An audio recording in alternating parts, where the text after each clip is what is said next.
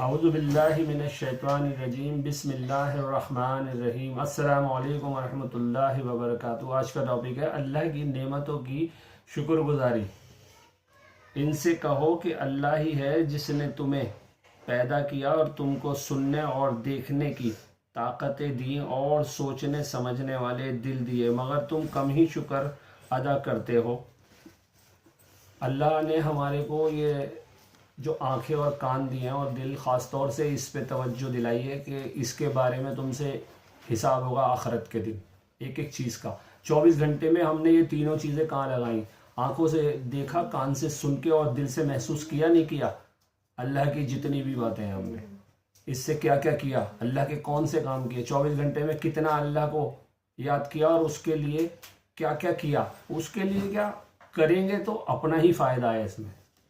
एक एक आज़े का अल्लाह, एक एक बॉडी के एक एक पार्ट्स का हिसाब लेगा हमसे, ये लगा लीजिए आखिरत के अंदर। तो ये सबसे बड़ी बात है, इसके बारे में समझना बहुत ज़्यादा ज़रूरी है कि हम किधर जा रहे हैं।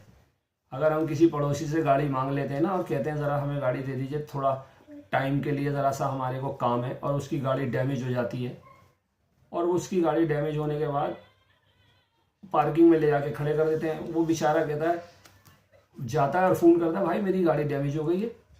बोले हाँ डैमेज हो गई थी।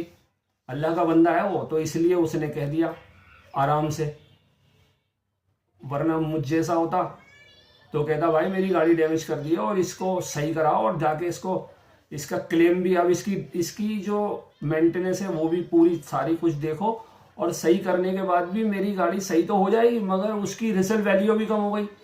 अब ये लगा लीजिए कि हमारी वैल्यू कितनी है, और अल्लाह ने हमें ये सारे आज़े जो हैं ये सारे इस्तेमाल करने के लिए दे दिए हैं हमारे को, और हमें इसका हिसाब देना पड़ेगा एक एक चीज़ का। आप इस कुरान के अंदर जब पढ़ेंगे ना, जनाब रसूलुल्लाह सल्लल्लाहु अलैहि वसल्लम ने वो सारे तरीक़े बता दिए हैं बिल्कुल, कि इनको कैसे कैसे इस्तेमाल करना है, एक एक बात बता दी है। ये इसके अंदर सारी लिखा हुआ है, आप इसकी तशरीह पढ़ेंगे तो आपको मज़ा आएगा। कुरान पढ़ने में बड़ा मज़ा आता है बाखुदा, अगर आप तर्जुमा और तफसीर से कुरान पढ़ते हैं ना तो वाकई में बहुत मज़ा आता है। ये समझ लीजिए हमारे से, बस क्या बताऊँ, मैं तो ये चाहता हूँ सोचिए आप इस पर, थोड़ा सा गौर व फिक्र करिए और इस आयत के बारे में भी जानिए और कुरान पढ़ने की कोशिश करिए। पढ़ते हैं आप मगर और ज़्यादा समझ के।